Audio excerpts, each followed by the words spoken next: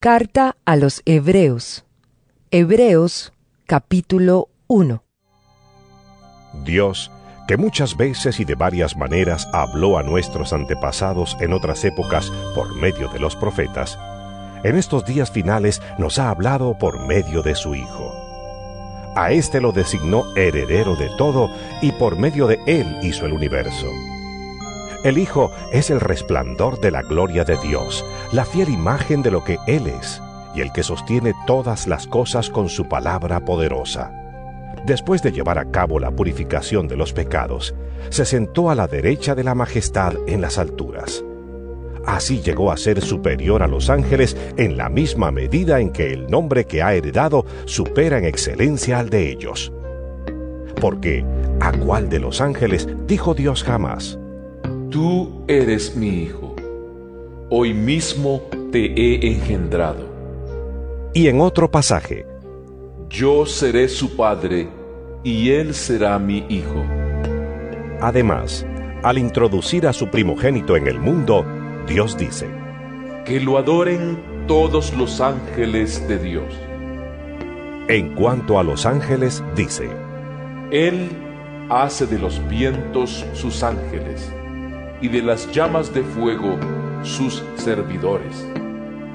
Pero con respecto al Hijo dice: Tu trono, oh Dios, permanece por los siglos de los siglos, y el cetro de tu reino es un cetro de justicia. Has amado la justicia y odiado la maldad. Por eso Dios, tu Dios, te ha ungido con aceite de alegría, exaltándote por encima de tus compañeros. También dice: En el principio, oh Señor, tú afirmaste la tierra, y los cielos son la obra de tus manos. Ellos perecerán, pero tú permaneces para siempre. Todos ellos se desgastarán como un vestido. Los doblarás como un manto y cambiarán como ropa que se muda. Pero tú eres siempre el mismo, y tus años no tienen fin. ¿A cuál de los ángeles dijo Dios jamás: Siéntate a mi derecha, hasta que ponga a tus enemigos por estrado de tus pies? ¿No son todos los ángeles espíritus dedicados al servicio divino, enviados para ayudar a los que han de heredar la salvación? Hebreos, capítulo 2. Por eso es necesario que prestemos más atención a lo que hemos oído, no sea que perdamos el rumbo. Porque si el mensaje anunciado por los ángeles tuvo validez y toda transgresión y desobediencia recibió su justo castigo, ¿cómo escaparemos nosotros si descuidamos una salvación tan grande? Esta salvación fue anunciada primeramente por el Señor, y los que la oyeron nos la confirmaron. A la vez, Dios ratificó su testimonio acerca de ella con señales, prodigios, diversos milagros y dones distribuidos por el Espíritu Santo según su voluntad. Dios no puso bajo el dominio de los ángeles el mundo venidero del que estamos hablando, como alguien ha atestiguado en algún lugar. ¿Qué es el hombre para que en él pienses? ¿Qué es el ser humano para que lo tomes en cuenta? Lo hiciste un poco menor que los ángeles y lo coronaste de gloria y de honra. Todo lo sometiste a su dominio. Si Dios puso bajo él todas las cosas, entonces no hay nada que no le esté sujeto. Ahora bien, es cierto que todavía no vemos que todo le esté sujeto. Sin embargo, vemos a Jesús, que fue hecho un poco inferior a los ángeles, coronado de gloria y honra por haber padecido la muerte. Así, por la gracia de Dios, la muerte que él sufrió resulta en beneficio de todos. En efecto, a fin de llevar a muchos hijos a la gloria, convenía que Dios, para quien y por medio de quien todo existe, perfeccionara mediante el sufrimiento al autor de la salvación de ellos. tanto el que santifica como los que son santificados tienen un mismo origen, por lo cual Jesús no se avergüenza de llamarlos hermanos cuando dice: Proclamaré tu nombre a mis hermanos, en medio de la congregación te alabaré. En otra parte dice: Yo confiaré en él. Y añade: Aquí me tienen, con los hijos que Dios me ha dado. Por tanto, ya que ellos son de carne y hueso, Él también compartió esa naturaleza humana para anular mediante la muerte al que tiene el dominio de la muerte, es decir, al diablo, y librar a todos los que por temor a la muerte estaban sometidos a esclavitud durante toda la vida.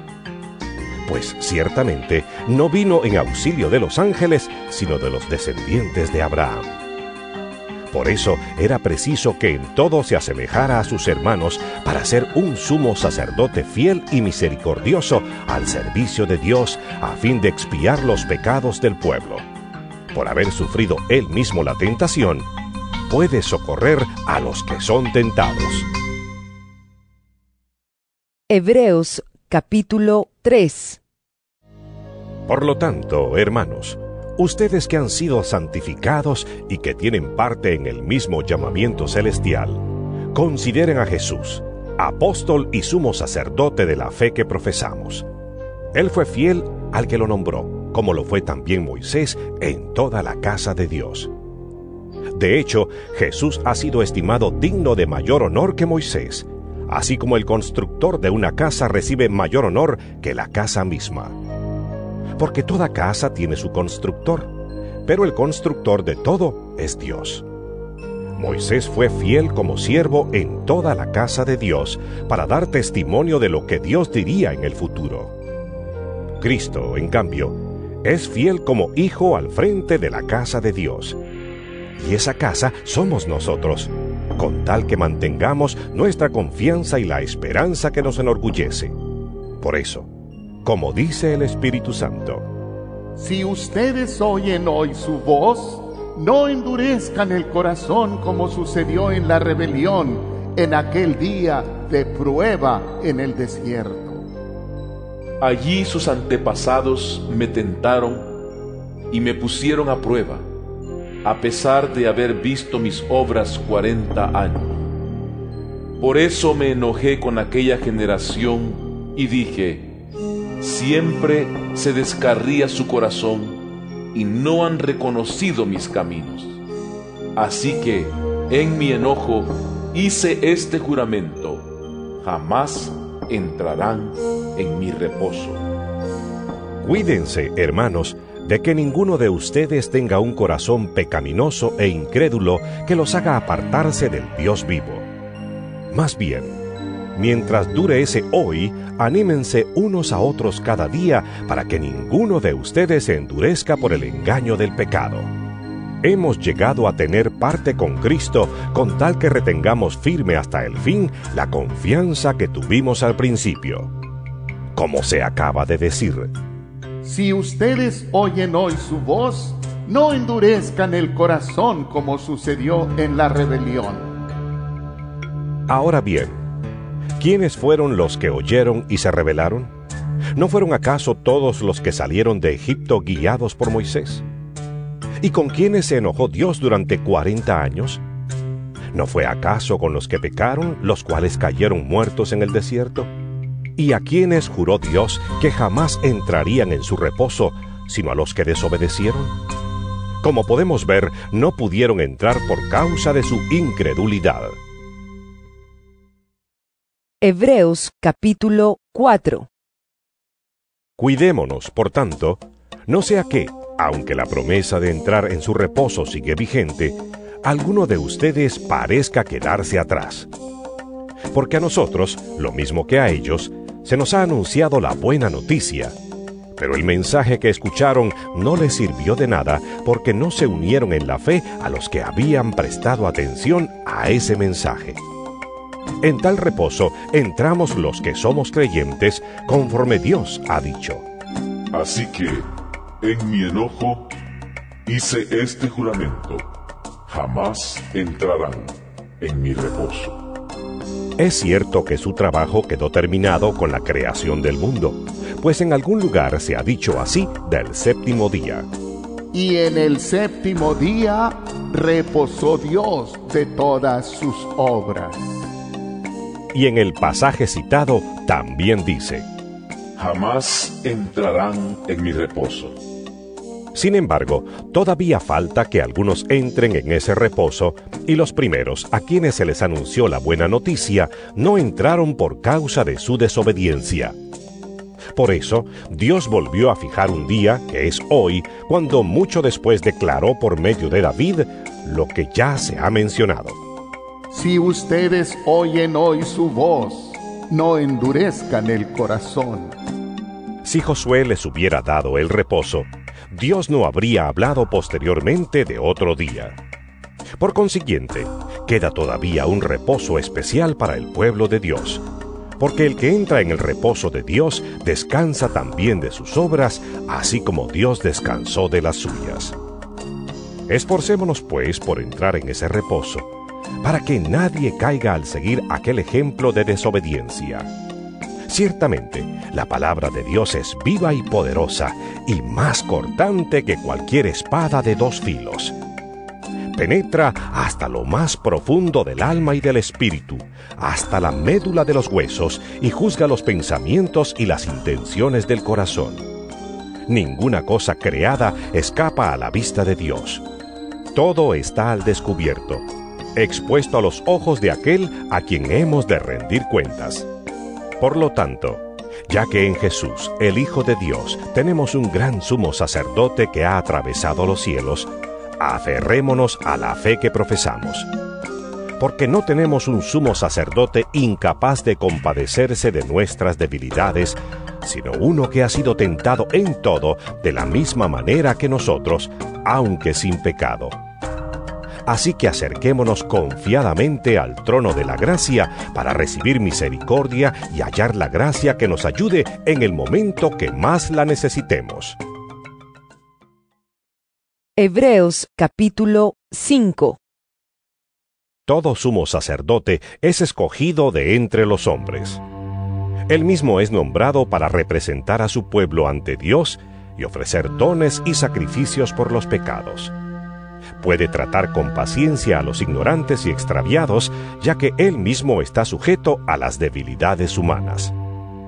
Por tal razón, se ve obligado a ofrecer sacrificios por sus propios pecados, como también por los del pueblo. Nadie ocupa ese cargo por iniciativa propia. Más bien, lo ocupa el que es llamado por Dios, como sucedió con Aarón. Tampoco Cristo se glorificó a sí mismo haciéndose sumo sacerdote, sino que Dios le dijo: Tú eres mi hijo, hoy mismo te he engendrado. Y en otro pasaje dice: Tú eres sacerdote para siempre, según el orden de Melquisedec. En los días de su vida mortal, Jesús ofreció oraciones y súplicas con fuerte clamor y lágrimas al que podía salvarlo de la muerte, y fue escuchado por su reverente sumisión. Aunque era hijo, mediante el sufrimiento, aprendió a obedecer y, consumada su perfección, llegó a ser autor de salvación eterna para todos los que le obedecen. Y Dios lo nombró sumo sacerdote según el orden de Melquisedec. Sobre este tema tenemos mucho que decir, aunque es difícil explicarlo, porque a ustedes lo que les entra por un oído les sale por el otro. En realidad, a estas alturas ya deberían ser maestros, y sin embargo necesitan que alguien vuelva a enseñarles las verdades más elementales de la palabra de Dios. Dicho de otro modo, necesitan leche en vez de alimento sólido. El que solo se alimenta de leche es inexperto en el mensaje de justicia, es como un niño de pecho. En cambio, el alimento sólido es para los adultos, para los que tienen la capacidad de distinguir entre lo bueno y lo malo, pues han ejercitado su facultad de percepción espiritual. Hebreos capítulo 6. Por eso, dejando a un lado las enseñanzas elementales acerca de Cristo, avancemos hacia la madurez. no volvamos a poner los fundamentos, tales como el arrepentimiento de las obras que conducen a la muerte, la fe en Dios, la instrucción sobre bautismos, la imposición de manos, la resurrección de los muertos y el juicio eterno. Así procederemos si Dios lo permite. Es imposible que renueven su arrepentimiento aquellos que han sido una vez iluminados, que han saboreado el don celestial, que han tenido parte en el Espíritu Santo y que han experimentado la buena palabra de Dios y los poderes del mundo venidero, y después de todo esto se han apartado.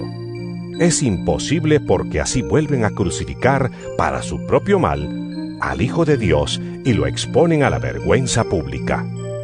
Cuando la tierra bebe la lluvia que con frecuencia cae sobre ella y produce una buena cosecha para los que la cultivan, recibe bendición de Dios. En cambio, cuando produce espinos y cardos, no vale nada. Está a punto de ser maldecida y acabará por ser quemada.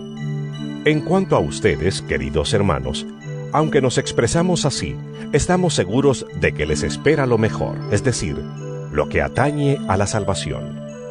Porque Dios no es injusto como para olvidarse de las obras y del amor que, para su gloria, ustedes han mostrado sirviendo a los santos, como lo siguen haciendo. Deseamos, sin embargo, que cada uno de ustedes siga mostrando ese mismo empeño hasta la realización final y completa de su esperanza. No sean perezosos, más bien imiten a quienes por su fe y paciencia heredan las promesas. Cuando Dios hizo su promesa a Abraham, como no tenía a nadie superior por quien jurar, juró por sí mismo y dijo: Te bendeciré en gran manera y multiplicaré tu descendencia. Y así, después de esperar con paciencia, Abraham recibió lo que se le había prometido. Los seres humanos juran por alguien superior a ellos mismos, y el juramento, al confirmar lo que se ha dicho, pone punto final a toda discusión. Por eso Dios, queriendo demostrar claramente a los herederos de la promesa que su propósito es inmutable, la confirmó con un juramento. Lo hizo así para que, mediante la promesa y el juramento, que son dos realidades inmutables en las cuales es imposible que Dios mienta, tengamos un estímulo poderoso los que, buscando refugio, nos aferramos a la esperanza que está delante de nosotros. Tenemos como firme y segura ancla del alma una esperanza que penetra hasta detrás de la cortina del santuario, hasta donde Jesús, el precursor, entró por nosotros, llegando a ser sumo sacerdote para siempre, según el orden de Melquisedec. Hebreos capítulo 7. Este Melquisedec, rey de Salem y sacerdote del Dios Altísimo, salió al encuentro de Abraham, que regresaba de derrotar a los reyes, y lo bendijo. Abraham a su vez le dio la 10ª parte de todo. El nombre Melquisedec significa, en primer lugar, rey de justicia, y además, rey de Salem, esto es, rey de paz. No tiene padre, ni madre, ni genealogía. No tiene comienzo ni fin. Pero a semejanza del Hijo de Dios, permanece como sacerdote para siempre. Consideren la grandeza de ese hombre, a quien nada menos que el patriarca Abraham dio la 10ª parte del botín. Ahora bien, los descendientes de Leví que reciben el sacerdocio tienen, por ley, el mandato de cobrar los diezmos del pueblo, es decir, de sus hermanos, aunque estos también son descendientes de Abraham. En cambio, Melquisedec, que no era descendiente de Leví, recibió los diezmos de Abraham y bendijo al que tenía las promesas. Es indiscutible que la persona que bendice es superior a la que recibe la bendición. En el caso de los levitas, los diezmos los reciben hombres mortales. En el otro caso, los recibe Melquisedec, de quien se da testimonio de que vive. Hasta podría decirse que Leví, quien ahora recibe los diezmos, los pagó por medio de Abraham, ya que Leví estaba presente en su antepasado Abraham cuando Melquisedec le salió al encuentro. Si hubiera sido posible alcanzar la perfección mediante el sacerdocio levítico, pues bajo este se le dio la ley al pueblo, ¿qué necesidad había de que más adelante surgiera otro sacerdote según el orden de Melquisedec y no según el de Aarón? Porque cuando cambia el sacerdocio, también tiene que cambiarse la ley. En efecto, Jesús, de quien se dicen estas cosas, era de otra tribu de la cual nadie se ha dedicado al servicio del altar. Es evidente que nuestro Señor procedía de la tribu de Judá, respecto a la cual nada dijo Moisés con relación al sacerdocio. Y lo que hemos dicho resulta aún más evidente si, a semejanza de Melquisedec, surge otro sacerdote que ha llegado a serlo, no conforme a un requisito legal respecto al linaje humano, sino conforme al poder de una vida indestructible. Pues de él se da testimonio: Tú eres sacerdote para siempre, según el orden de Melquisedec. Por una parte, la ley anterior queda anulada por ser inútil e ineficaz, ya que no perfeccionó nada. Y por la otra, se introduce una esperanza mejor, mediante la cual nos acercamos a Dios. Y no fue sin juramento. Los otros sacerdotes llegaron a hacerlo sin juramento, mientras que éste llegó a hacerlo con el juramento de aquel que le dijo: El Señor ha jurado, y no cambiará de parecer. Tú eres sacerdote para siempre. Por tanto, Jesús ha llegado a ser el que garantiza un pacto superior. Ahora bien, como a aquellos sacerdotes la muerte les impedía seguir ejerciendo sus funciones, ha habido muchos de ellos. Pero como Jesús permanece para siempre, su sacerdocio es imperecedero. Por eso también puede salvar por completo a los que por medio de él se acercan a Dios, ya que vive siempre para interceder por ellos. Nos convenía tener un sumo sacerdote así, santo, irreprochable, puro, apartado de los pecadores y exaltado sobre los cielos. A diferencia de los otros sumos sacerdotes, él no tiene que ofrecer sacrificios día tras día, primero por sus propios pecados y luego por los del pueblo. Porque él ofreció el sacrificio una sola vez y para siempre, cuando se ofreció a sí mismo. De hecho, la ley designa como sumos sacerdotes a hombres débiles. Pero el juramento, posterior a la ley, designa al Hijo, quien ha sido hecho perfecto para siempre. Hebreos capítulo 8. Ahora bien, el punto principal de lo que venimos diciendo es que tenemos tal sumo sacerdote, aquel que se sentó a la derecha del trono de la majestad en el cielo, el que sirve en el santuario, es decir, en el verdadero tabernáculo levantado por el Señor y no por ningún ser humano. A todo sumo sacerdote se le nombra para presentar ofrendas y sacrificios, por lo cual es necesario que también tenga algo que ofrecer. Si Jesús estuviera en la tierra, no sería sacerdote, pues aquí ya hay sacerdotes que presentan las ofrendas en conformidad con la ley. Estos sacerdotes sirven en un santuario que es copia y sombra del que está en el cielo, tal como se le advirtió a Moisés cuando estaba a punto de construir el tabernáculo. Asegúrate de hacerlo todo según el modelo que se te ha mostrado en la montaña. Pero el servicio sacerdotal que Jesús ha recibido es superior al de ellos, así como el pacto del cual es mediador es superior al antiguo, puesto que se basa en mejores promesas. Efectivamente, si ese primer pacto hubiera sido perfecto, no habría lugar para un segundo pacto. Pero Dios, reprochándole sus defectos, dijo: Vienen días, dice el Señor, en que haré un nuevo pacto con la casa de Israel y con la casa de Judá. No será un pacto como el que hice con sus antepasados el día en que los tomé de la mano y los saqué de Egipto, ya que ellos no permanecieron fieles a mi pacto y yo los abandoné, dice el Señor. Este es el pacto que después de aquel tiempo haré con la casa de Israel, dice el Señor. Pondré mis leyes en su mente y las escribiré en su corazón. Yo seré su Dios, y ellos serán mi pueblo. Ya no tendrá nadie que enseñar a su prójimo, ni dirá nadie a su hermano, conoce al Señor, porque todos, desde el más pequeño hasta el más grande, me conocerán. Yo les perdonaré sus iniquidades y nunca más me acordaré de sus pecados. Al llamar nuevo a ese pacto, ha declarado obsoleto al anterior. Y lo que se vuelve obsoleto y envejece, ya está por desaparecer. Hebreos capítulo 9. Ahora bien, el primer pacto tenía sus normas para el culto y un santuario terrenal. En efecto, se habilitó un tabernáculo de tal modo que en su primera parte, llamada el lugar santo, estaban el candelabro, la mesa y los panes consagrados.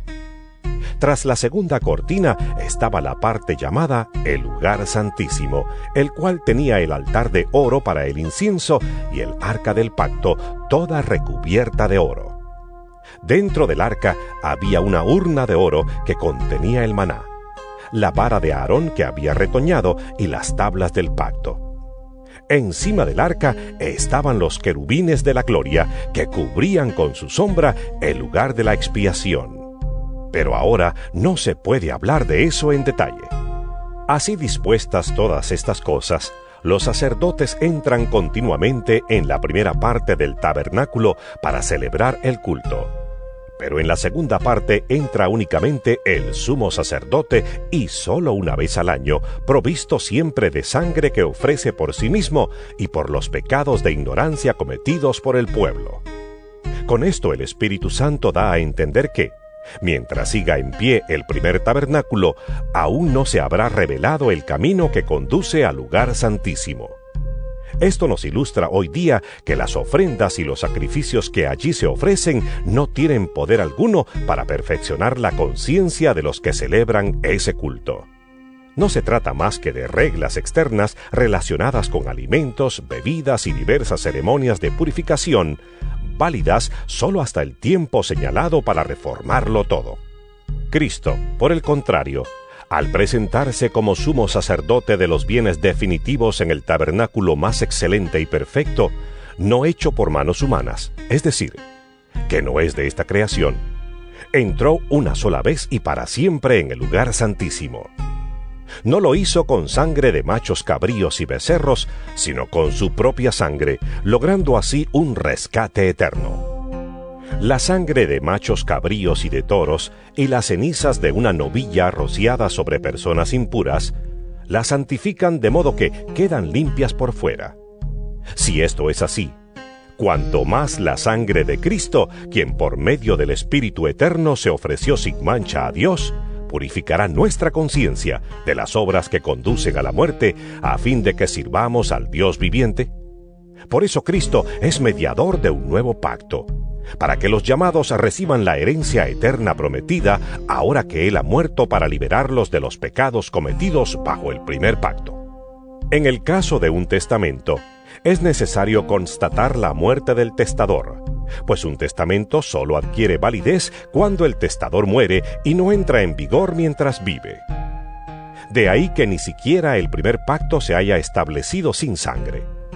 Después de promulgar todos los mandamientos de la ley a todo el pueblo, Moisés tomó la sangre de los becerros junto con agua, lana escarlata y ramas de hisopo, y roció el libro de la ley y a todo el pueblo, diciendo: Esta es la sangre del pacto que Dios ha mandado que ustedes cumplan. De la misma manera, roció con la sangre el tabernáculo y todos los objetos que se usaban en el culto. De hecho, la ley exige que casi todo sea purificado con sangre, pues sin derramamiento de sangre no hay perdón. Así que era necesario que las copias de las realidades celestiales fueran purificadas con esos sacrificios, pero que las realidades mismas lo fueran con sacrificios superiores a aquellos. En efecto, Cristo no entró en un santuario hecho por manos humanas, simple copia del verdadero santuario, sino en el cielo mismo, para presentarse ahora ante Dios en favor nuestro. Ni entró en el cielo para ofrecerse vez tras vez, como entra el sumo sacerdote en el lugar santísimo cada año con sangre ajena. Si así fuera, Cristo habría tenido que sufrir muchas veces desde la creación del mundo. Al contrario, ahora, al final de los tiempos, se ha presentado una sola vez y para siempre a fin de acabar con el pecado mediante el sacrificio de sí mismo. Y así como está establecido que los seres humanos mueran una sola vez y después venga el juicio, también Cristo fue ofrecido en sacrificio una sola vez para quitar los pecados de muchos, y aparecerá por segunda vez, ya no para cargar con pecado alguno, sino para traer salvación a quienes lo esperan. Hebreos capítulo 10. La ley es sólo una sombra de los bienes venideros y no la presencia misma de estas realidades. Por eso nunca puede, mediante los mismos sacrificios que se ofrecen sin cesar año tras año, hacer perfectos a los que adoran. De otra manera, ¿no habrían dejado ya de hacerse sacrificios? Pues los que rinden culto, purificados de una vez por todas, ya no se habrían sentido culpables de pecado. Pero esos sacrificios son un recordatorio anual de los pecados, ya que es imposible que la sangre de los toros y de los machos cabríos quite los pecados. Por eso, al entrar en el mundo, Cristo dijo: A ti no te complacen sacrificios ni ofrendas. En su lugar me preparaste un cuerpo. No te agradaron ni holocaustos ni sacrificios por el pecado. Por eso dije: aquí me tienes. Como el libro dice de mí: he venido, oh Dios, a hacer tu voluntad. Primero dijo: sacrificios y ofrendas, holocaustos y expiaciones no te complacen ni fueron de tu agrado, a pesar de que la ley exigía que se ofrecieran. Luego añadió: aquí me tienes, he venido a hacer tu voluntad. Así quitó lo primero para establecer lo segundo. Y en virtud de esa voluntad somos santificados mediante el sacrificio del cuerpo de Jesucristo, ofrecido una vez y para siempre. Todo sacerdote celebra el culto día tras día ofreciendo repetidas veces los mismos sacrificios que nunca pueden quitar los pecados. Pero este sacerdote, después de ofrecer por los pecados un solo sacrificio para siempre, se sentó a la derecha de Dios, en espera de que sus enemigos sean puestos por estrado de sus pies. Porque con un solo sacrificio ha hecho perfectos para siempre a los que está santificando. También el Espíritu Santo nos da testimonio de ello. Primero dice: Este es el pacto que haré con ellos después de aquel tiempo, dice el Señor. Pondré mis leyes en su corazón y las escribiré en su mente. Después añade: y nunca más me acordaré de sus pecados y maldades. Y cuando estos han sido perdonados, ya no hace falta otro sacrificio por el pecado.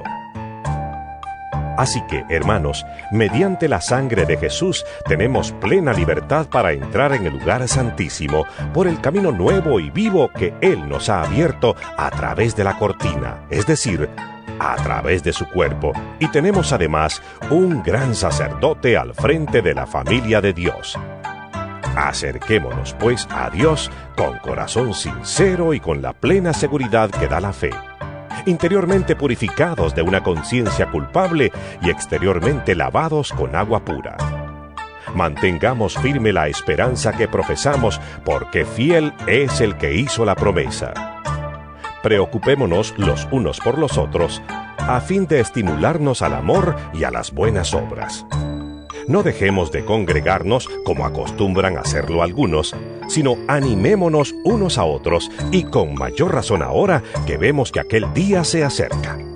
Si después de recibir el conocimiento de la verdad pecamos obstinadamente, ya no hay sacrificio por los pecados. Solo queda una terrible expectativa de juicio, el fuego ardiente que ha de devorar a los enemigos de Dios. Cualquiera que rechazaba la ley de Moisés moría irremediablemente por el testimonio de 2 o 3 testigos. ¿Cuánto mayor castigo piensan ustedes que merece el que ha pisoteado al Hijo de Dios, que ha profanado la sangre del pacto por la cual había sido santificado y que ha insultado al Espíritu de la gracia? Pues conocemos al que dijo: Mía es la venganza, yo pagaré. Y también, El Señor juzgará a su pueblo. terrible cosa es caer en las manos del Dios vivo. Recuerden aquellos días pasados cuando ustedes, después de haber sido iluminados, sostuvieron una dura lucha y soportaron mucho sufrimiento. Unas veces se vieron expuestos públicamente al insulto y a la persecución. Otras veces se solidarizaron con los que eran tratados de igual manera. También se compadecieron de los encarcelados y cuando a ustedes les confiscaron sus bienes, lo aceptaron con alegría, conscientes de que tenían un patrimonio mejor y más permanente. Así que no pierdan la confianza porque ésta será grandemente recompensada. Ustedes necesitan perseverar para que, después de haber cumplido la voluntad de Dios, reciban lo que Él ha prometido. Pues dentro de muy poco tiempo, El que ha de venir vendrá, y no tardará. Pero mi justo vivirá por la fe. Y si se vuelve atrás, no será de mi agrado. pero nosotros no somos de los que se vuelven atrás y acaban por perderse, sino de los que tienen fe y preservan su vida. Hebreos capítulo 11. Ahora bien, la fe es la garantía de lo que se espera, la certeza de lo que no se ve. Gracias a ella fueron aprobados los antiguos. Por la fe entendemos que el universo fue formado por la palabra de Dios, de modo que lo visible no provino de lo que se ve. Por la fe Abel ofreció a Dios un sacrificio más aceptable que el de Caín, por lo cual recibió testimonio de ser justo, pues Dios aceptó su ofrenda. Y por la fe Abel, a pesar de estar muerto, habla todavía. Por la fe Enoc fue sacado de este mundo sin experimentar la muerte.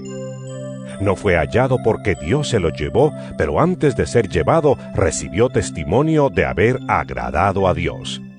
En realidad, sin fe es imposible agradar a Dios, ya que cualquiera que se acerca a Dios tiene que creer que Él existe y que recompensa a quienes lo buscan. Por la fe Noé, advertido sobre cosas que aún no se veían, con temor reverente construyó un arca para salvar a su familia.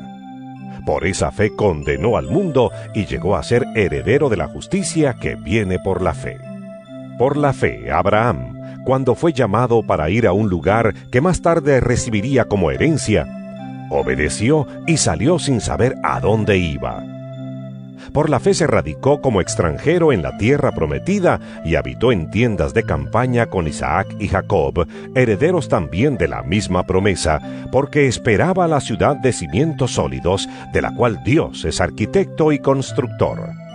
Por la fe, Abraham, a pesar de su avanzada edad y de que Sara misma era recibió fuerza para tener hijos porque consideró fiel al que le había hecho la promesa.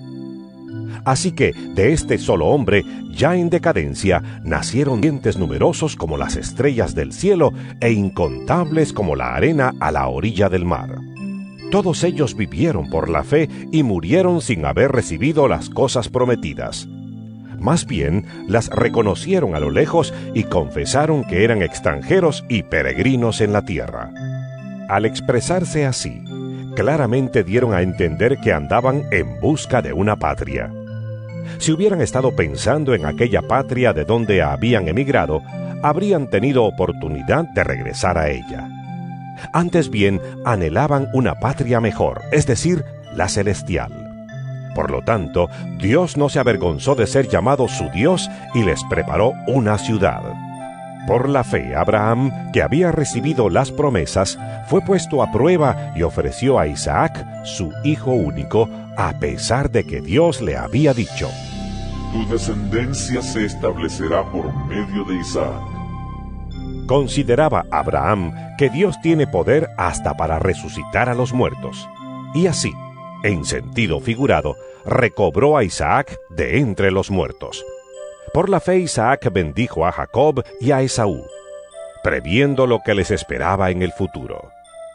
Por la fe, Jacob, cuando estaba a punto de morir, bendijo a cada uno de los hijos de José y adoró apoyándose en la punta de su bastón.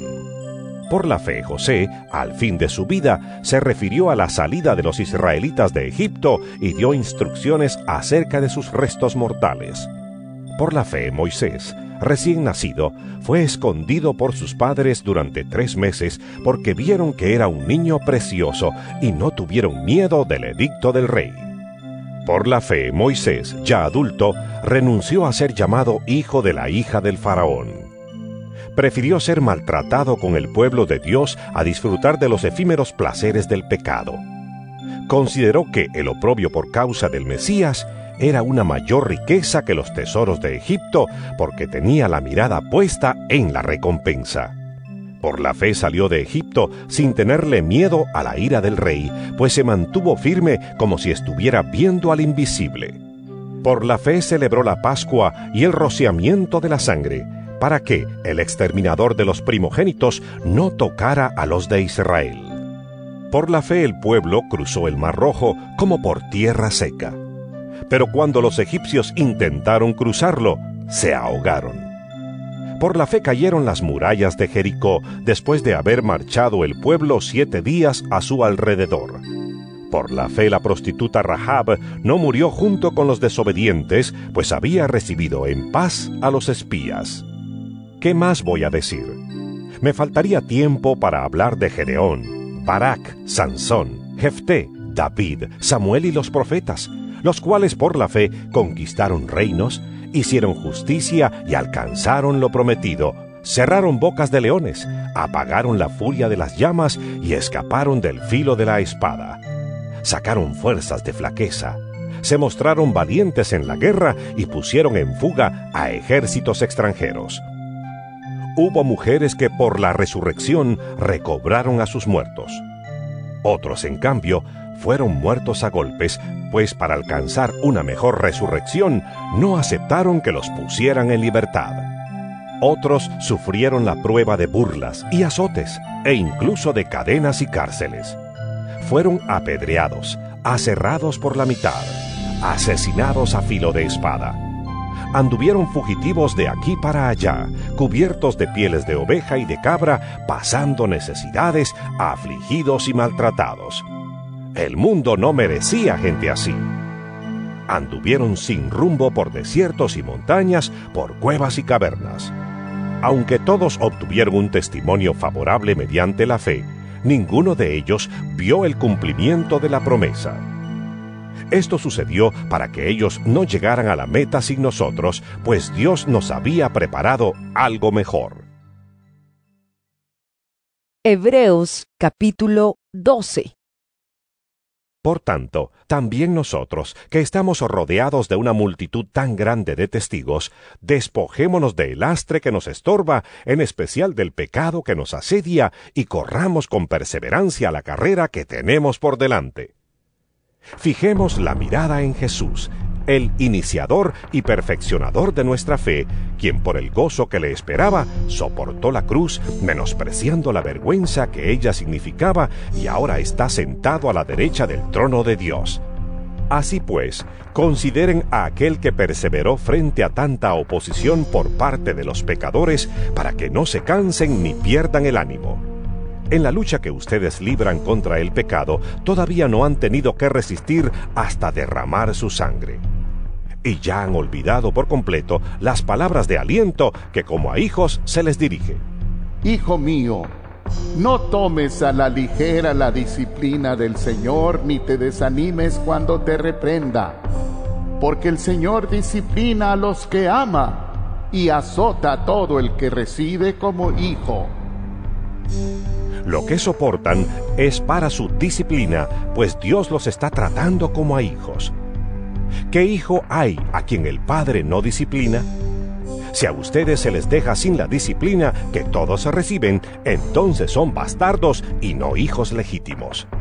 Después de todo, aunque nuestros padres humanos nos disciplinaban, los respetábamos. ¿No hemos de someternos con mayor razón al Padre de los Espíritus para que vivamos? En efecto, Nuestros padres nos disciplinaban por un breve tiempo, como mejor les parecía. Pero Dios lo hace para nuestro bien, a fin de que participemos de su santidad. Ciertamente, ninguna disciplina, en el momento de recibirla, parece agradable, sino más bien penosa. Sin embargo, después produce una cosecha de justicia y paz para quienes han sido entrenados por ella. Por tanto, renueven las fuerzas de sus manos cansadas y de sus rodillas debilitadas. Hagan sendas derechas para sus pies, para que la pierna coja no se disloque, sino que se sane. Busquen la paz con todos y la santidad, sin la cual nadie verá al Señor. Asegúrense de que nadie deje de alcanzar la gracia de Dios, de que ninguna raíz amarga brote y cause dificultades y corrompa a muchos, y de que nadie sea inmoral ni profano como Esaú, quien por un solo plato de comida vendió sus derechos de hijo mayor. Después, como ya saben, cuando quiso heredar esa bendición, fue rechazado. No se le dio lugar para el arrepentimiento, aunque con lágrimas buscó la bendición. Ustedes no se han acercado a una montaña que se pueda tocar o que esté ardiendo en fuego, ni a oscuridad, tinieblas y tormenta, ni a sonido de trompeta, ni a tal clamor de palabras que quienes lo oyeron suplicaron que no se les hablara más, porque no podían soportar esta orden. Será apedreado todo el que toque la montaña, aunque sea un animal. Tan terrible era este espectáculo que Moisés dijo: Estoy temblando de miedo. Por el contrario, ustedes se han acercado al monte Sión, a la Jerusalén celestial, la ciudad del Dios viviente. Se han acercado a millares y millares de ángeles, a una asamblea gozosa, a la iglesia de los primogénitos inscritos en el cielo. Se han acercado a Dios, el juez de todos, a los espíritus de los justos que han llegado a la perfección, a Jesús, el mediador de un nuevo pacto, y a la sangre rociada que habla con más fuerza que la de Abel. Tengan cuidado de no rechazar al que habla, pues si no escaparon aquellos que rechazaron al que los amonestaba en la tierra, mucho menos escaparemos nosotros si le volvemos la espalda al que nos amonesta desde el cielo. En aquella ocasión, su voz conmovió la tierra, pero ahora ha prometido: Una vez más, haré que se estremezca no solo la tierra, sino también el cielo. La frase "una vez más" indica la transformación de las cosas movibles, es decir, las creadas para que permanezca lo inconmovible.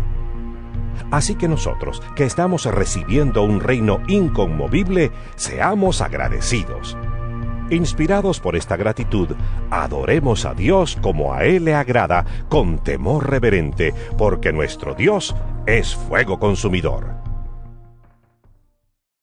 Hebreos capítulo 13. Sigan amándose unos a otros fraternalmente. No se olviden de practicar la hospitalidad, pues gracias a ella algunos, sin saberlo, hospedaron ángeles. Acuérdense de los presos, como si ustedes fueran sus compañeros de cárcel, y también de los que son maltratados, como si fueran ustedes mismos los que sufren. Tengan todos en alta estima el matrimonio y la fidelidad conyugal, porque Dios juzgará a los adúlteros y a todos los que cometen inmoralidades sexuales. Manténganse libres del amor al dinero y conténtense con lo que tienen, porque Dios ha dicho: Nunca te dejaré, jamás te abandonaré. Así que podemos decir con toda confianza: el Señor es quien me ayuda, no temeré. ¿Qué me puede hacer un simple mortal? Acuérdense de sus dirigentes que les comunicaron la palabra de Dios. Consideren cuál fue el resultado de su estilo de vida e imiten su fe. Jesucristo es el mismo ayer y hoy y por los siglos. No se dejen llevar por ninguna clase de enseñanzas extrañas. Conviene que el corazón sea fortalecido por la gracia y no por alimentos rituales que de nada aprovechan a quienes los comen. Nosotros tenemos un altar del cual no tienen derecho a comer los que ofician en el tabernáculo. Porque el sumo sacerdote introduce la sangre de los animales en el lugar santísimo como sacrificio por el pecado, pero los cuerpos de esos animales se queman fuera del campamento. Por eso también Jesús, para santificar al pueblo mediante su propia sangre, sufrió fuera de la puerta de la ciudad. Por lo tanto, salgamos a su encuentro fuera del campamento, llevando la deshonra que él llevó, pues aquí no tenemos una ciudad permanente, sino que buscamos la ciudad venidera. Así que ofrezcamos continuamente a Dios, por medio de Jesucristo, un sacrificio de alabanza, es decir, el fruto de los labios que confiesan su nombre. No se olviden de hacer el bien y de compartir con otros lo que tienen, porque esos son los sacrificios que agradan a Dios. Obedezcan a sus dirigentes y sométanse a ellos, pues cuidan de ustedes como quienes tienen que rendir cuentas. Obedézcanlos a fin de que ellos cumplan su tarea con alegría y sin quejarse, pues el quejarse no les trae ningún provecho. Oren por nosotros, porque estamos seguros de tener la conciencia tranquila y queremos portarnos honradamente en todo. Les ruego encarecidamente que oren para que cuanto antes se me permita estar de nuevo con ustedes. El Dios que da la paz levantó de entre los muertos al gran pastor de las ovejas, a nuestro Señor Jesús, por la sangre del pacto eterno. Que Él los capacite en todo lo bueno para hacer su voluntad. Y que, por medio de Jesucristo, Dios cumpla en nosotros lo que le agrada. A Él sea la gloria por los siglos de los siglos. Amén. Hermanos, les ruego que reciban bien estas palabras de exhortación, ya que les he escrito brevemente. Quiero que sepan que nuestro hermano Timoteo ha sido puesto en libertad. Si llega pronto, iré con él a verlos. Saluden a todos sus dirigentes y a todos los santos. Los de Italia les mandan saludos. Que la gracia sea con todos ustedes.